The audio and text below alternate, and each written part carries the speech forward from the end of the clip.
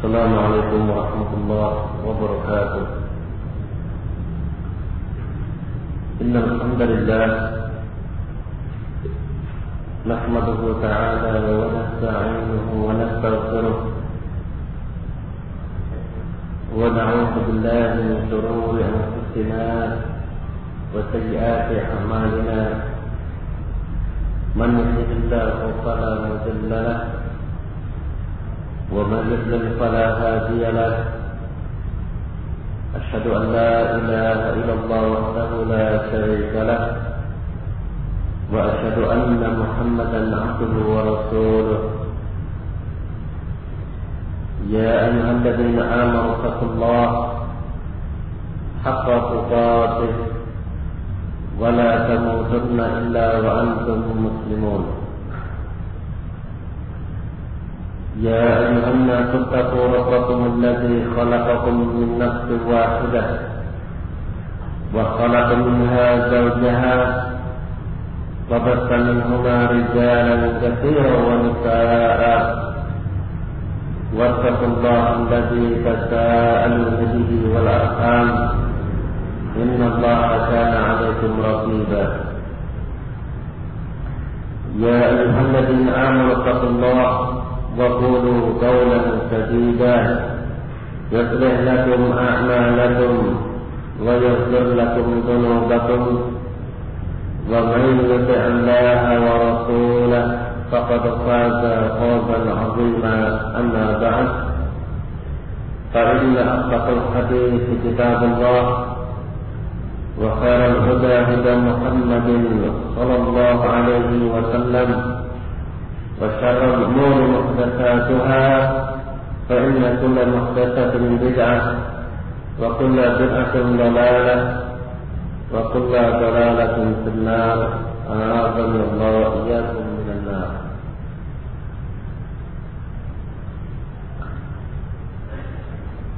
إخواني وأخواتي في الله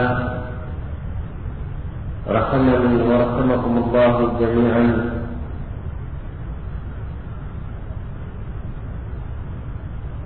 Awalan kita bersyukur kepada Allah Subhanahu wa Ta'ala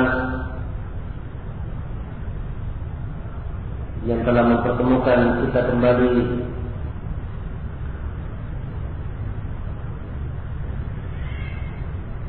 di tempat yang Allah Azza wa Jalla muliakan ini dalam rangka untuk menjalankan kewajiban kita sebagai seorang muslim untuk menuntut ilmu agama Allah Subhanahu wa Ta'ala.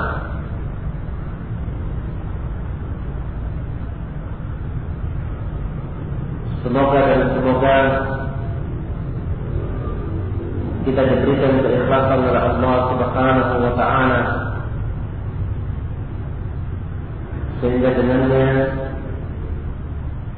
Allah Azza wa Jalla akan memberikan balasan yang berlipat ganda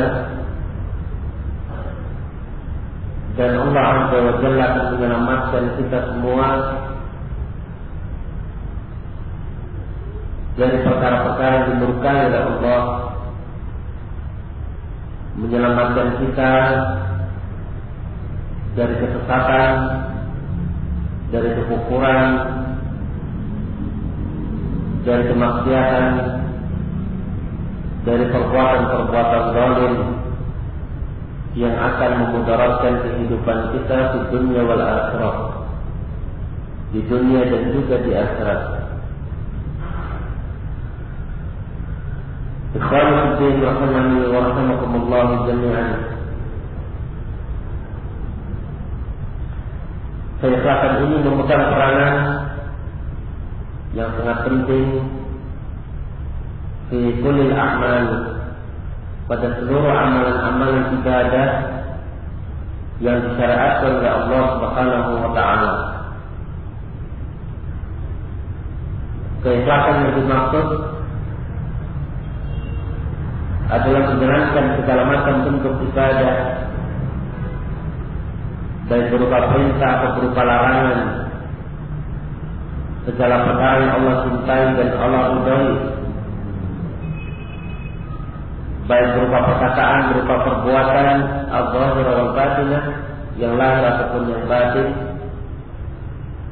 Kita amalkan amalan-amalan tersebut ibtigha'a wajhillah, dalam rangka untuk mengharap wajah Allah Subhanahu wa taala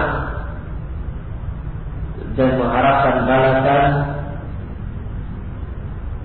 yang Allah Azza wa Jalla sediakan di negeri akhirat berupa al-jannah, berupa surga Allah Azza wa Jalla yang Allah persiapkan bagi mereka hamba-hambanya yang saleh, dengan kenikmatan-kenikmatan ma la 'ainun ra'at wa la udhunun sami'at wa la khatara 'ala qalbi bashar, dengan kenikmatan-kenikmatan yang tidak pernah dilihat oleh mata, tidak pernah terdengar oleh telinga, dan tidak pernah terbetik dan tidak bisa dikhayalkan oleh kalbu siapapun juga.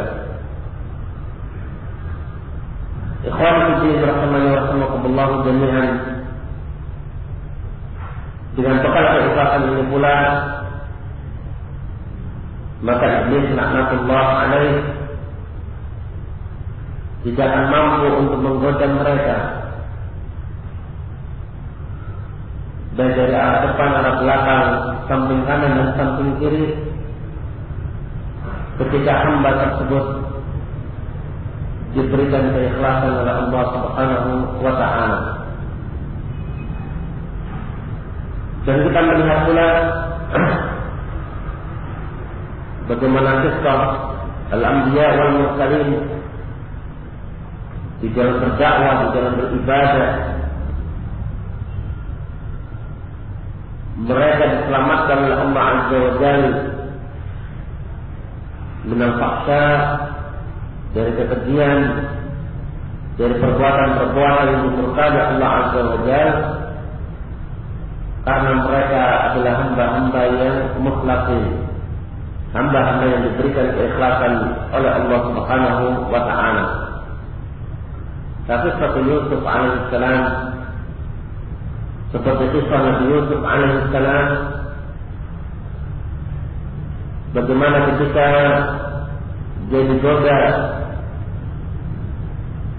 oleh seorang wanita yang merupakan istri pembesar di kerajaan Mesir ketika itu, dalam kondisi dia sebagai seorang yang digoda, memiliki kedudukan yang rendah dan pintu semuanya ditutup dan segala pendorong-pendorong untuk melakukan perbuatan zina itu begitu kuat. Tetapi Allah Azza wa Jalla menyelamatkan Nabi Yusuf alaihissalam. Ia diselamatkan oleh Allah Azza wa Jalla dengan fakta dari perbuatan keji itu ketika diberikan keikhlasan oleh Allah Subhanahu wa taala. Demikian pula di dalam kehidupan di dunia ini dengan berbagai macam fitnah-fitnah yang muncul, dengan berbagai macam musibah, dengan berbagai macam ujian, maka yang akan diselamatkan oleh Allah Azza wa Jalla adalah mereka hamba-hamba Allah Azza wa Jalla yang beribadah kepada Allah di atas keikhlasan kepada Allah Azza wa Jalla. Ikhwan fillah rahimani wa rahimakumullah jami'an, bagaimana tidak seseorang yang dia ikhlas karena Allah Azza wa Jalla, dia telah memperuntukkan kehidupannya dan segala amalan di dalam kehidupannya tersebut lillahi tabaraka wa ta'ala, hanya untuk Allah, hanya untuk membela agama Allah. Tidak ada sedikit pun keinginan-keinginan dalam rangka untuk mengharapkan dunia atau segala perkara-perkara yang bisa merusak keikhlasan seseorang. Maka ketika dia menjaga Allah dengan cara mengikhlaskan ibadah tersebut, menjalankan perintah-perintahnya dan menjauhi larangan-larangannya, maka Allah Azza wa Jalla pasti akan menjaga dia. Sebagaimana sabda Rasulullah alaihi wasallam, "Ihfazillah yahfazka." Jagalah Allah, pasti Allah akan menjagamu. Di sini ada persyaratan untuk mendapatkan penjagaan Allah Azza wa Jalla. Seseorang harus menjaga Allah, menjaga agama Allah, menjalankan perintah-perintahnya, menjauhi larangan-larangannya dengan penuh keikhlasan kepada Allah Azza wa Jalla. Ketika dia sudah menjalankan perkara ini, maka pasti Allah Azza wa Jalla yahfazka, akan menjagamu, menjaga duniamu dan menjaga akhiratmu, menjagamu dari berbagai macam kesesatan, menjagamu dari berbagai macam penyimpangan, dari berbagai macam perbuatan-perbuatan kufur. Sehingga kalau kita Rasulullah jami'an, ketika Allah Azza wa Jalla masih memilih kita pada saat ini atau sampai saat ini untuk kita cinta kepada agama, cinta kepada ilmu, ya cinta kepada sunnah Rasulullah alaihi wasallam, maka semoga itu wujud kebaikan yang Allah Azza wa Jalla inginkan kepada kita semua. Sebuah kebaikan yang hakiki, kebaikan yang akan membawa kepada ketenangan jiwa, akan membawa kepada lapangnya hati, yang akan membawa kepada ketentraman, kebaikan yang akan membawa kebahagiaan yang sesungguhnya di dunia dan di negeri akhirat. Nah, ikhwatul iman rahimani wa rahimakumullah jami'an. Maka hal ini mengingatkan kita kepada sabda Rasulullah alaihi wasallam, "Man yuridillahu bihi khairan yufaqihuhu fid din." Barang siapa yang dikehendaki kebaikan oleh Allah Azza wa Jalla, maka Allah akan berikan pemahaman kepada dia tentang perkara agamanya. Mafhum mukhalafah dari hadis ini, barang siapa yang tidak Allah Azza wa Jalla kehendaki kebaikan padanya, maka Allah akan jauhkan dia dari ilmu agama Allah, sehingga dia menjadi orang yang jahil, yang tidak paham tentang ilmu agama Allah Subhanahu wa ta'ala. Padahal Allah Azza wa Jalla berjanji di dalam Al-Quran, "Yarfa'illahu alladziina aamanu minkum walladziina utul 'ilma darajat."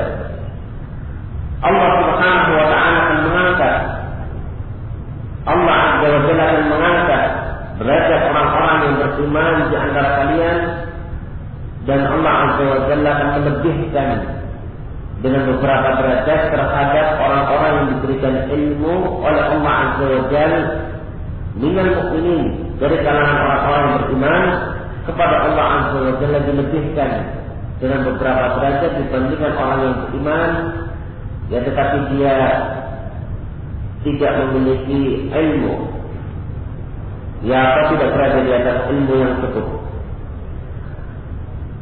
Ikhwan fillah rahimani wa rahimakumullah jami'an.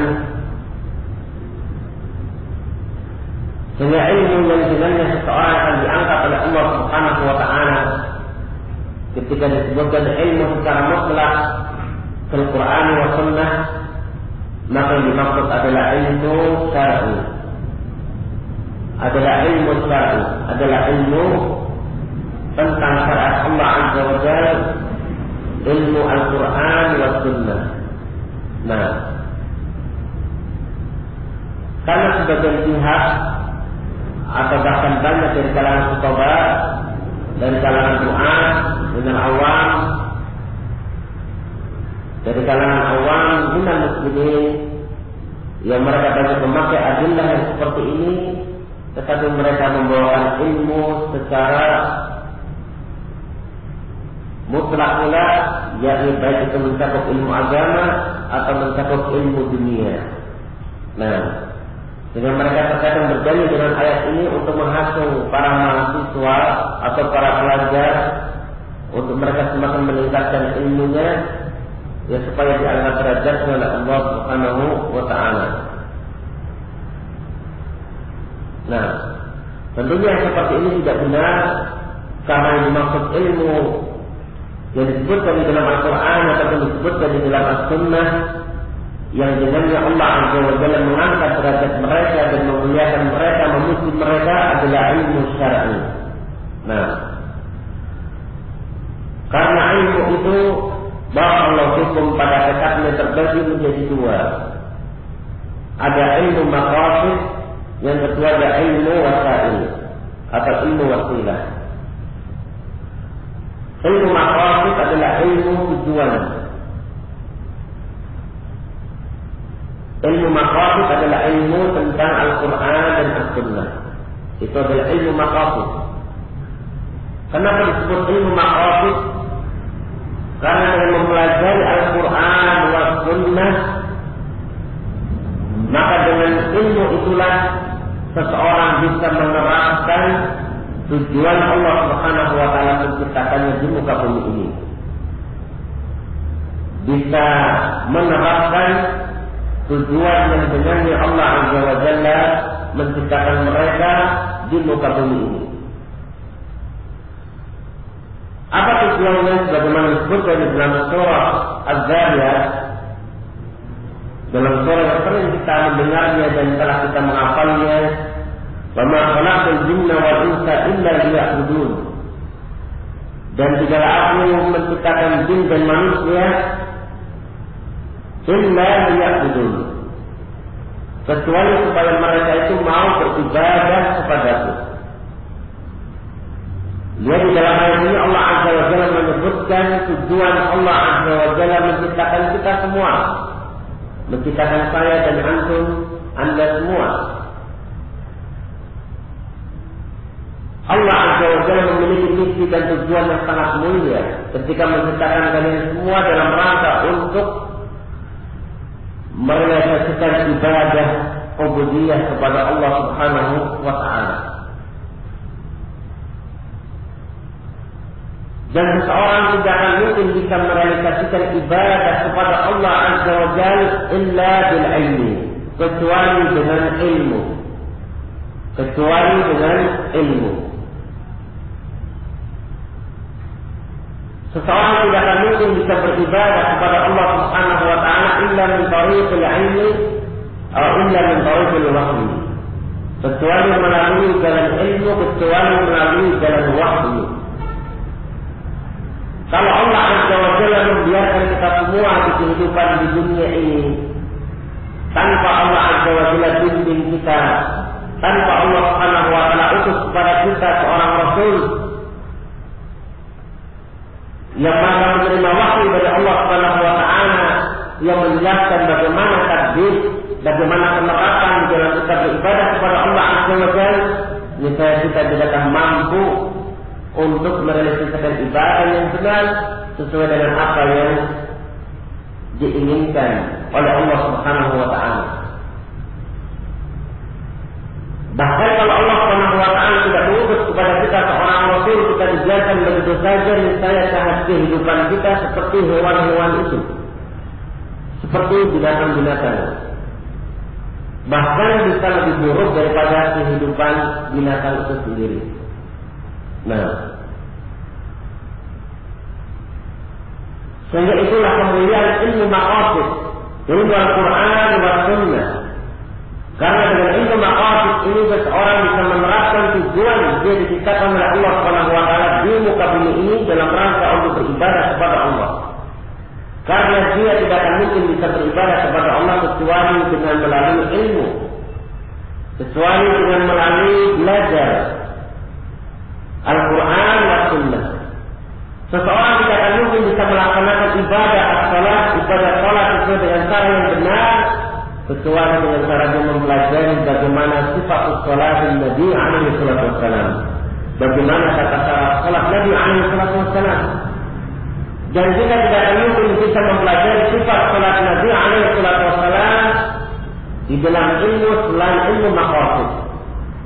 Kita tidak akan mendapati di dalam ilmu kimia, ilmu fisika, ilmu dunia yang lainnya tentang bagaimana sifat salat Nabi alaihi salatu wassalam. Nah, ini bagaimana akan kita jelaskan dengan ibadah-ibadah yang lainnya. Tentang tata cara wudhu, sifat wudhu Nabi alaihi wasallam, maka kita tidak akan mungkin bisa berwudhu kepada Allah dengan cara yang benar sesuai dengan yang diperintahkan oleh Allah oleh Rasulnya, kecuali dengan mempelajari Al-Quran dan Sunnah. Nah, kita tidak akan mungkin bisa berpuasa dengan puasa yang sahihah. Kita tidak akan mungkin bisa berzakat, bisa berhaji dan melakukan seluruh ibadah kecuali dengan cara kita mempelajari Al-Quran dan mempelajari Sunnah atau ahadits Rasulullah alaihi wasallam. Nah, sehingga ilmu maqasid itu adalah ilmu syar'i itu sendiri, yang dengan ilmu itulah Allah Azza wa Jalla memuliakan seseorang dan mengangkat derajat mereka, dan Allah memujinya di dalam banyak ayat ataupun di dalam banyak hadis Rasulullah alaihi wasallam. Nah, adapun ilmu yang kedua, ilmu yang pertama tadi, ilmu maqasid, barang siapa yang mereka diberikan ilmu maqasid ini, maka dia telah mendapatkan kebaikan. Maka berarti dia telah mendapatkan kebaikan dari Allah Subhanahu wa ta'ala. Dan ilmu yang kedua adalah ilmu wasail atau ilmu wasilah. Kalau ilmu yang pertama tadi tidak diberikan kecuali kepada orang-orang yang dicintai oleh Allah Subhanahu wa ta'ala. Adapun ilmu wasail ini adalah ilmu dunia.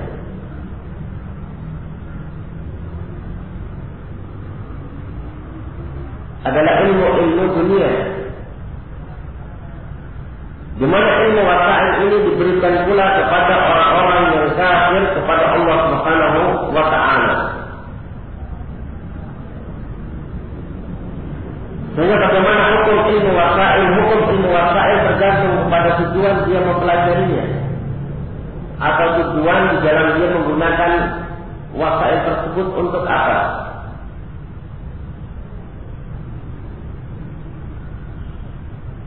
Misalnya dia mempelajari ilmu komputer, ya ilmu wasail, ilmu dunia. Kalau dia pergunakan ilmu tersebut dalam rangka untuk kepentingan dakwah, kepentingan agama Islam, menyebarkan dakwah, yang kita dipergunakan untuk mencetak kitab-kitab para ulama, mencetak CD-CD, rekaman-rekaman taklim, ataupun CD-CD yang berisi kitab-kitab para ulama, subhanallah, ilmu yang baik kalau dimanfaatkan untuk ini. Tetapi kalau ilmu yang seperti ini dipergunakan dalam rangka untuk menyebarkan perkara-perkara yang diharamkan oleh Allah Azza wa Jalla, minal ma'asi, dari perbuatan-perbuatan maksiat, perbuatan-perbuatan kekufuran, perbuatan-perbuatan kebid'ahan, jadilah perkara ini adalah perkara yang tercela. Ya, jika seseorang yang memiliki ilmu ini, dia tidak akan dipuji oleh Allah Subhanahu wa ta'ala, ya kecuali apabila dia menggunakan ilmu wasail ini dalam rangka untuk meraih ridha Allah Subhanahu wa ta'ala. Nah, sehingga pada hakikatnya tidak ada kemuliaan pada ilmu yang seperti ini. Ya, kalau dia tidak mempergunakannya dalam rangka untuk meraih ridha Allah Subhanahu wa ta'ala. Sehingga tentunya bagi kita semua yang menginginkan keselamatan di dunia wal akhirah, ya sebelum kita menguasai ilmu wasail, maka kuasai dulu ilmu maqasid. Nah, jangan sampai kita tersebutkan dengan ilmu wasail, ilmu dunia, yang kebanyakannya merupakan warisan orang-orang yang kafir kepada Allah Azza wa Jalla, tapi dimanfaatkan oleh kaum muslimin, misalnya dengan untuk perkara-perkara yang baik tertentu. Tetapi jangan lupa, ya untuk kalian mempelajari dan lebih mengutamakan ilmu maqasid, yang dengannya kalian bisa menerapkan bagaimana tata cara beribadah kepada Allah Azza wa Jalla sesuai dengan cara yang benar yang diridhoi oleh Allah Subhanahu wa ta'ala. Nah, ikhwani fillah rahimani wa rahimakumullah jami'an. Pada kesempatan ini insyaallah ta'ala kita akan melanjutkan taklim kita yang sempat tertunda beberapa lama, yang insyaallah kita lanjutkan kembali dan kita sudah sampai kepada bab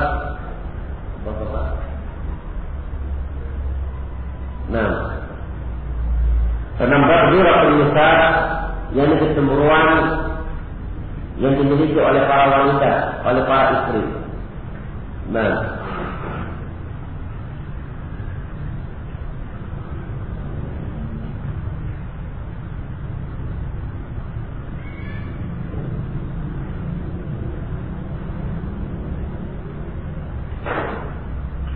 Kita baca dari awal kembali, walaupun pernah kita membacanya, tetapi biar nyambung dan untuk bab murajaah kita baca kembali dari awal.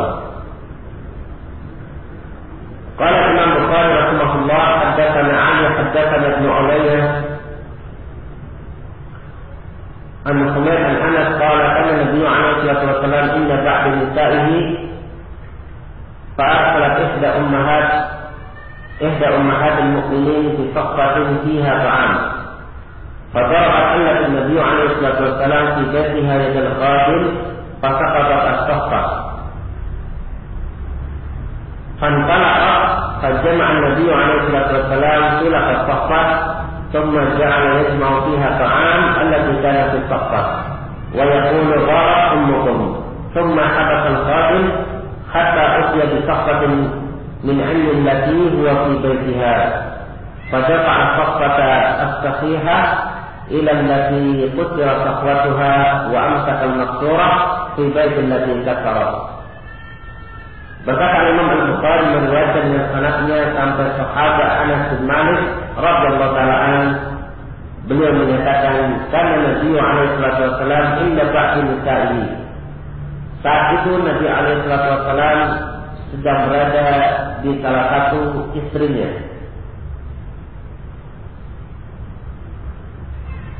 Fa'akhalat ihda ummahatil mu'minin, maka tiba-tiba ada salah satu dari istri-istri Nabi alaihi wasallam, ketika beliau sedang berada di salah satu istrinya, tiba-tiba datang kiriman dari istri yang lain membawa sebuah piring berisi makanan. Maka istri Nabi alaihi salatu wassalam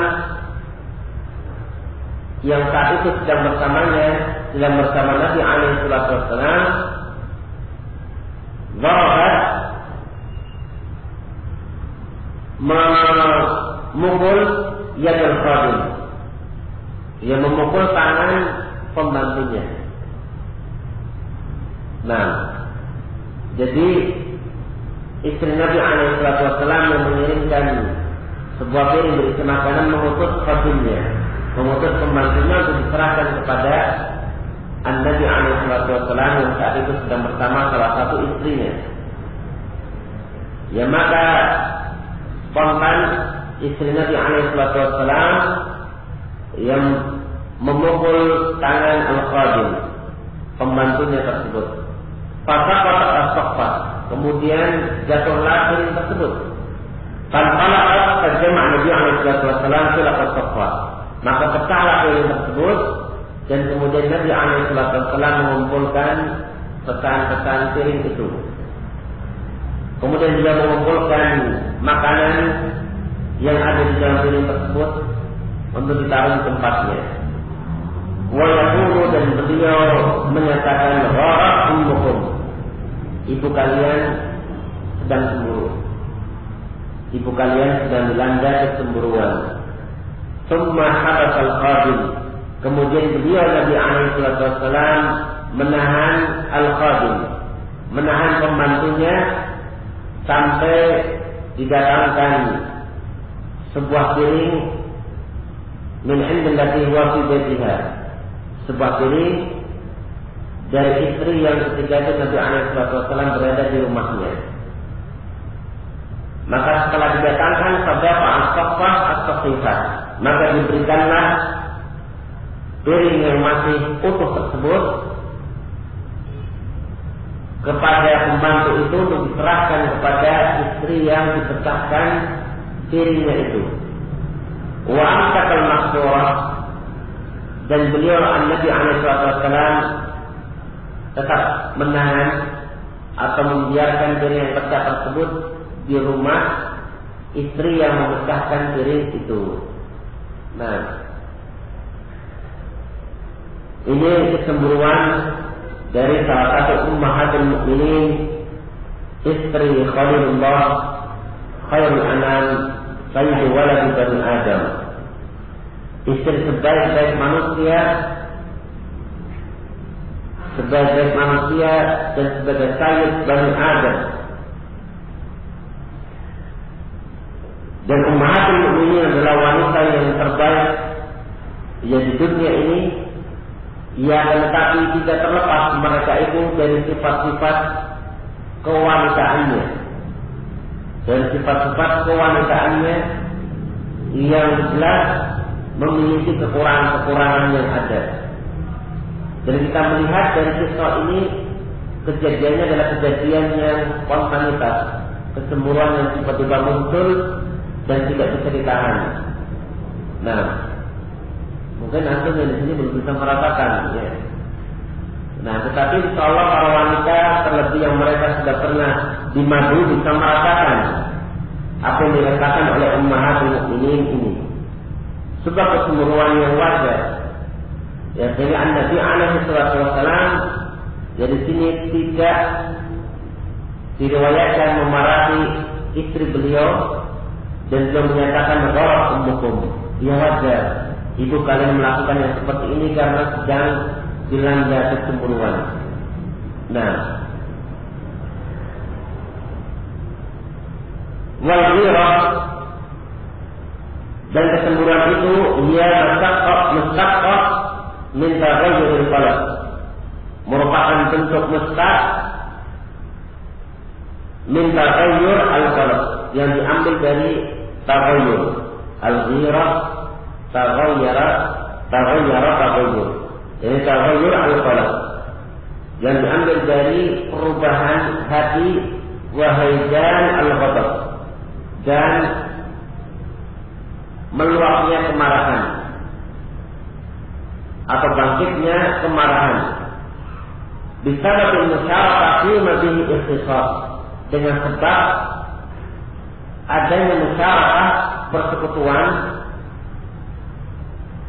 atau orang lain yang masuk sehingga menjadikan sekutu dalam perkara-perkara yang itu menjadi kekhususan, dalam perkara-perkara yang itu menjadi kekhususan dengannya.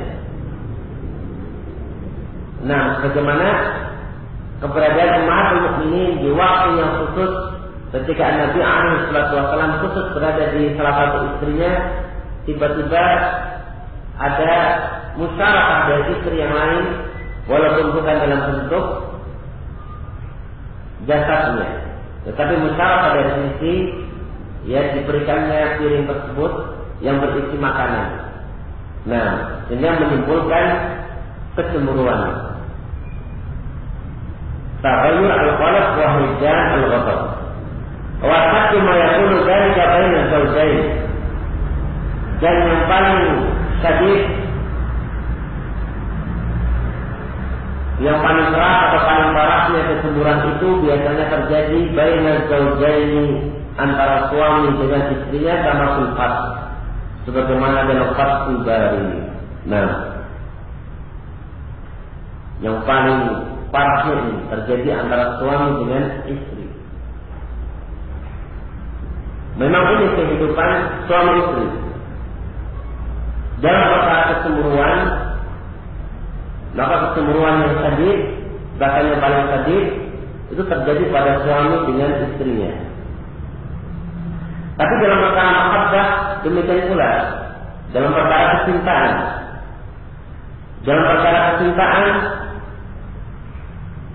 maka manusia yang paling dicintai atau mahabbah yang tidak dimiliki perasaan mahabbah itu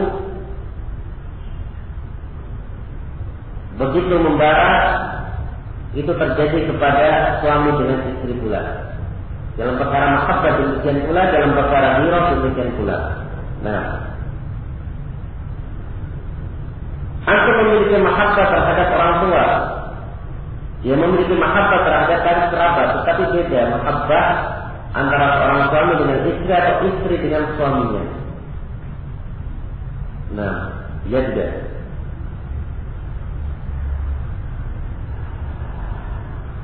Demikian ini tentunya menunjukkan bahwa tanda-tanda kekuasaan Allah Subhanahu wa taala yang luar biasa.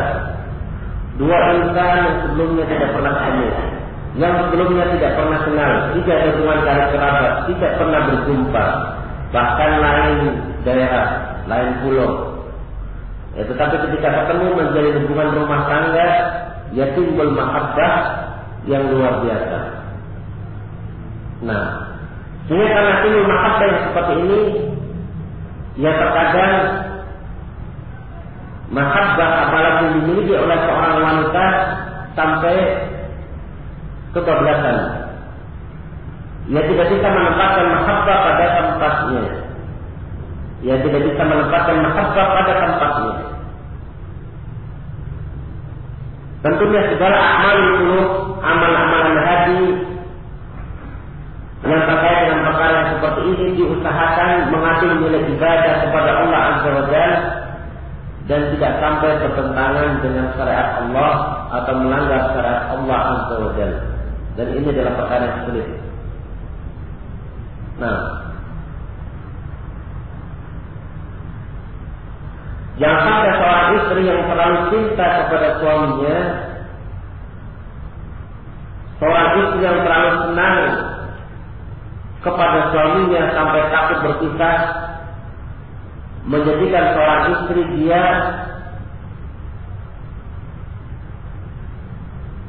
melakukan perkara-perkara yang diharamkan oleh Allah Azza wa Jalla, sampai seolah-olah suaminya itu adalah miliknya saja, tidak boleh dimiliki sama yang lain. Ya kan? Nah, padahal Allah Azza wa Jalla yang memberikan mahabbah kepadanya, Allah Azza wa Jalla tidak melarang dia seorang suami untuk dia memiliki mahabbah kepada yang lain pula, dengan syarat sesuai dengan apa yang Allah Azza wa Jalla syariatkan melalui jalur nikah. Nah, tetapi demikianlah karena keimanan kita yang sangat lemah, ya dalam perkara ini saja ya sering menjadi bukti bagaimana kelemahan iman kita. Ya di jalan kita menempatkan mahabbah kita kepada suami. Nah, kalau kita melihat kepada apa yang Allah Azza wa Jalla syariatkan, pasti kita yakin bahwasanya tidaklah Allah Azza wa Jalla mensyariatkan sesuatu kecuali untuk kemaslahatan bagi manusia itu sendiri.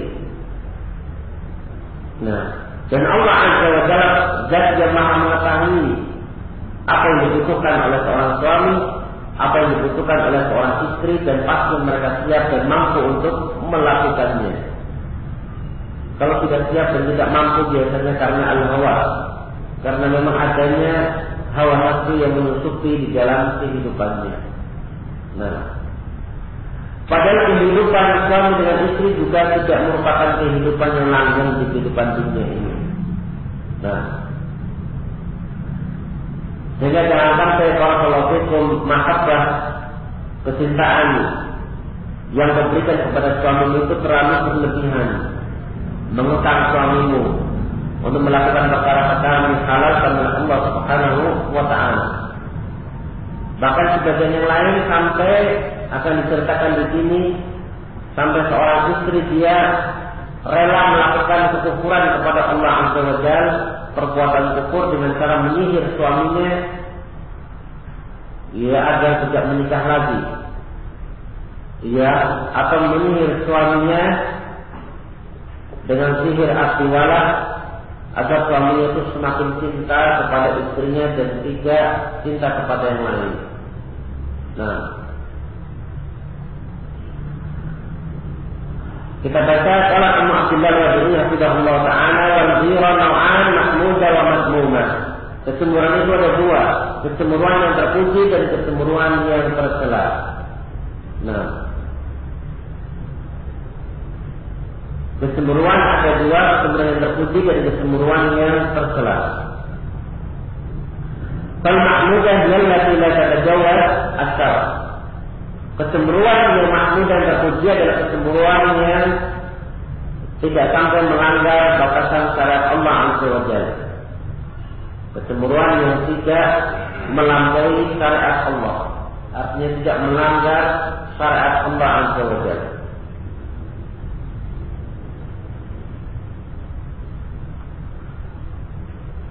Kecemburuan yang dengannya menjadikan dia tidak melanggar syariat Allah Azza wa Jalla.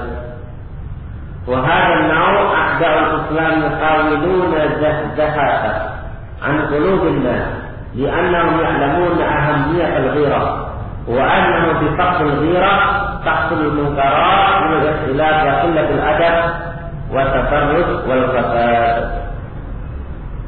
Dan jenis inilah kecemburuan jenis ini yang kecemburuan yang terpuji yang menjadikan seseorang tidak berani melanggar batasan Allah, tidak berani melanggar syariat Allah Azza wa Jalla, adalah kecemburuan yang berusaha untuk dijauhkan oleh musuh-musuh Islam dari hati-hati manusia.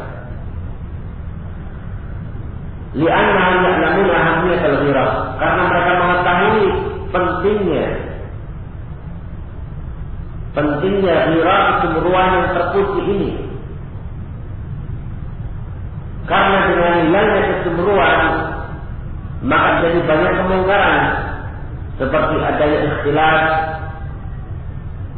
waqilatul adab dan kurangnya adab, wa tabarruz dan tabarruz, seorang wanita berdandan,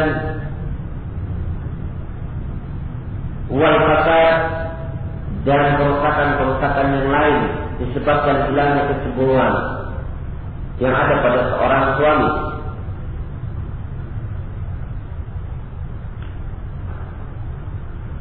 Kecemburuan yang dengannya musuh-musuh Islam berusaha menghilangkannya dari hati-hati kaum muslimin. Ya, dengan dalil sekarang di era serba modern, serba globalisasi ini, ataupun adanya slogan emansipasi wanita menyamakan antara laki-laki dengan wanita, ya, sehingga menimbulkan berbagai macam bentuk kemungkaran-kemungkaran yang ada dan hilanglah kecemburuan yang ada, sehingga menyebabkan dia melanggar syariat Allah Azza wa Jalla, melakukan perkara-perkara yang diharamkan oleh Allah Subhanahu wa Ta'ala. Nah, فَإِذَا تَجَاوَزَتْ الشَّرْعَ فَهِيَ مَذْمُومَةٌ. Tetapi apabila kecemburuan itu menyebabkan dia melanggar syariat Allah Azza wa Jalla, maka kecemburuan itu menjadi kecemburuan yang madmumah, kecemburuan yang tercela. Li'annaha tu'addi bi sahibiha ila tuhmatil akhar, wa khususan tuhmatul zawj bi zawjatihi. Dikarenakan hal itu akan membawa sahibiha, membawa orang tersebut untuk menuduh orang lain, berprasangka jelek kepada orang lain. Terkhusus seorang istri dia akan menuduh suaminya, terkhusus seorang suami dia akan menuduh istrinya. Nah, kecemburuan yang terlalu berlebihan dari seorang suami biasanya menimbulkan prasangka ataupun suudzon kepada istri, sehingga menimbulkan tuhmah. Istri dituduh macam-macam oleh suaminya. Nah, Wallahu azza wa jalla yaqul, Allah Subhanahu wa ta'ala berfirman, "Ijtanibu katsiran min adh-dhann, inna ba'da adh-dhanni itsm." Wahai orang-orang yang beriman, jauhilah oleh kalian kebanyakan dari prasangka. Sesungguhnya sebagian prasangka adalah dosa. Wa fi sahihain hadits Abi Hurairah radhiyallahu anhu qala qala Rasulullah alaihi wasallam, "Iyyakum wadh-dhann, fa inna dhanna akdzabul hadits." Sabda Rasulullah alaihi wasallam, "Hati-hatilah kalian dari prasangka, karena sesungguhnya prasangka itu adalah dusta-dusta pembicaraan." Al-hadits, dusta-dusta ucapan. Ucapan yang paling dusta adalah berprasangka jelek kepada saudaranya, apalagi kepada seorang istri.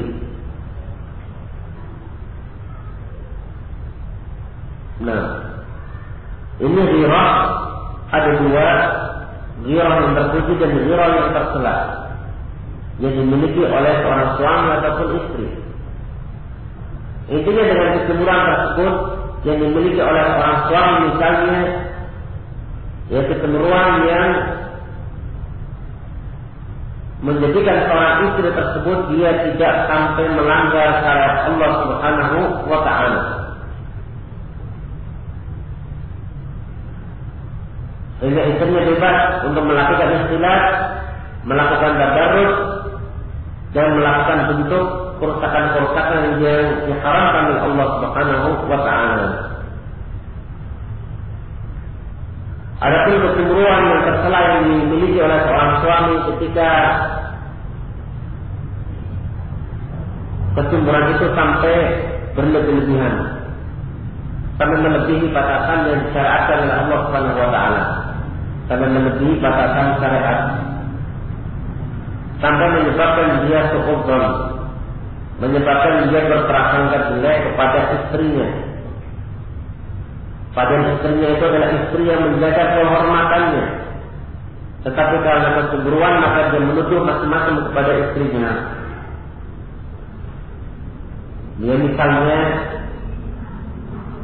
ya tiba-tiba ada SMS masuk ke HP istrinya. Padahal SMS ini adalah SMS dari laki-laki yang tidak dikenal dan iseng. Ya itu kan sekarang banyak SMS yang nyakar seperti itu. Ya kalau orang suami dia tidak memiliki yang seperti ini,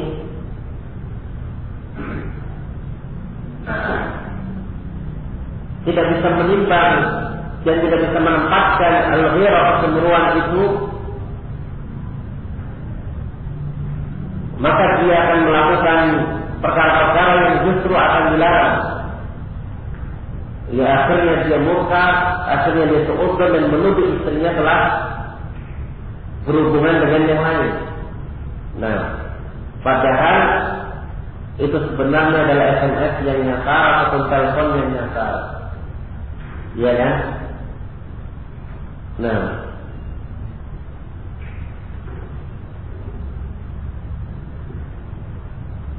sehingga hati-hati pula saat ini banyak di jaring-jaring sosial yang terkadang berbahaya pula. Ya walaupun itu tadi contohnya adalah SMS, ya paling tidak berhati-hati. Demikianlah di jaring sosial seperti Facebook.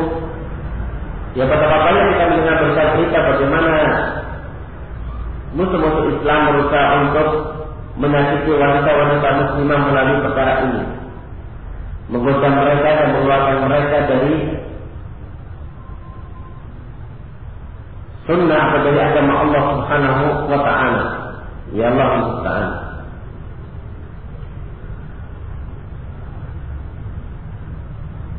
Wa kadzalika ghiratul mar'a 'ala zawjiha mahmudah ma lam tatazawwaj asara. Demikian pula kecemburuan seorang istri terhadap suaminya itu terpuji selama tidak sampai melampaui batasan yang disyariatkan oleh Allah Azza wa Jalla, melampaui batas. Ya karena memang seluruh perkara tentunya yang paling baiknya adalah pertengahan. Sehingga Islam adalah pertengahan dengan ifrat wa tafsir, antara yang berlebihan dan terlalu bergampang-gampang, bermudah-mudahan. Demikian pula di dalam perkara cemburu itu bagus, tetapi jangan sampai berlebihan dan jangan sampai bergampang-gampangan. Yang pertengahan. Demikian pula kecemburuan seorang istri kepada suami yang terpuji selama tidak berlebihan. Wa mimma tattaliha al-mar'ah shiddat al-ghira idza arada zawjuha an yatazawwaj 'alayha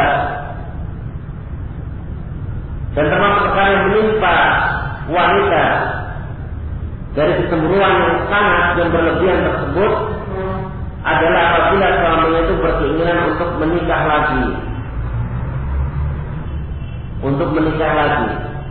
Hatta innahu min shiddati ghiratiha 'ala zawjiha rubbama yu'addi biha ila an tartadiba ma harama Allah 'alayha ka'an tastaqdima sihr min ajli an yakraha zawjuha barrataha wa lam yuqaddim 'ala az-zawaj. Sampai dia karena kecemburuannya yang besar terhadap suaminya terkadang sampai membawa orang istri itu untuk melakukan perkara yang diharamkan oleh Allah Azza wa Jalla atasnya. Seperti dia istikhdam as-sihr, meminta bantuan kepada tukang sihir untuk menyihir suaminya supaya suaminya itu benci kepada matinya atau suaminya tidak jadi untuk menikah lagi. Nah, insyaallah pada pertemuan mendatang akan dibahas tentang perkara ini lebih lanjut. Yang sebelumnya akan dimulai dengan bahwasanya sihir itu merupakan perkara kekufuran. Ya karena mungkin ini karena sangat sembuhnya seorang wanita dan tidak ada jalan yang lainnya kecuali melalui jalur sihir, pada jalur sihir adalah jalur yang tidak diperbolehkan. Nah, dan beliau seorang wanita yang menulis Nasihatul Nisa.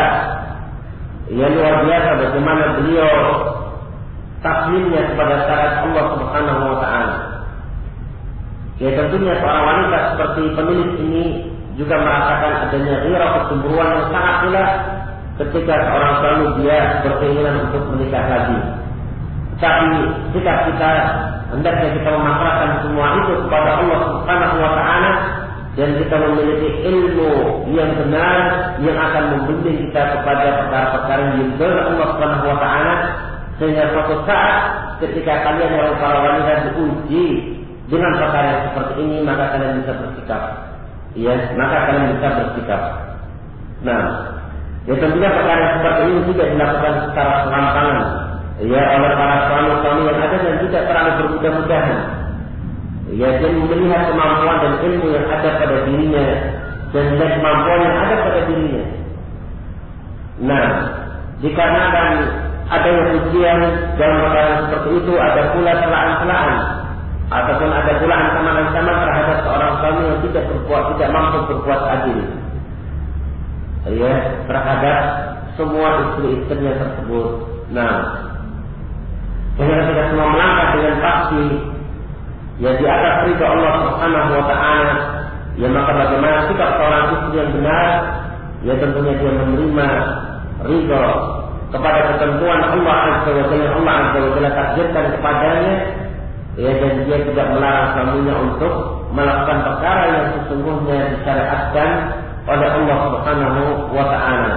Nah, tentunya pembahasan seperti ini barakallahu fikum ia membutuhkan kesadaran dari masing-masing kalian wahai para ummahat, para akhwat fillah, untuk kalian betul-betul menundukkan diri kalian kepada syariat Allah Subhanahu wa taala, karena dalam perkara inilah musuh-musuh Islam mengambil kesempatan yang luar biasa di dalam syariat Allah Azza wa Jalla, terkhusus dalam perkara-perkara yang seperti ini.